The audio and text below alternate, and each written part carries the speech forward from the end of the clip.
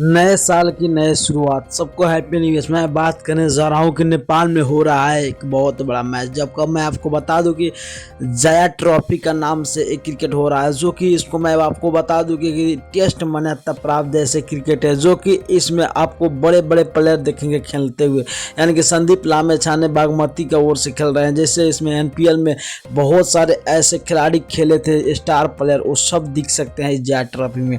और जया ट्रॉफी का खास बात यह है कि इसमें सिर्फ आपको आउट करना पड़ता है, यानी कि आप कितना ओवर भी खेल सकते हो। यानी कि जो टीम बॉलिंग मिलेगा उनको सिर्फ आउट करना पड़ेगा। और ये जया ट्रॉफी का बात करें तो भाई ये नेपाल के उसी तरह, यानी कि जो एनपीएल हुआ था उसी तरह ये भी लीग हो जाएगा। तो आपको क्या लगता है कि आने वाला दिन में यानी कि जया ट्रॉफी का नाम शोहरत क्या सब जगह बिटोर सकता है या नहीं एनपीएल के जैसा? आप लोग कमेंट कर देना। अगर आप लोग नए होंगे चैनल पर तो चैनल को लाइक करके सब्सक्राइब कर देना, और पेज पर देख रहा तो फॉलो कर लेना। मगर जया ट्रॉफी का नाम भाई जोरों शोर से चल रहा है और इसमें बड़े स्टार क्रिकेटर भी खेल रहे हैं। ओके, सबको हैप्पी न्यू ईयर दिल से, थैंक यू।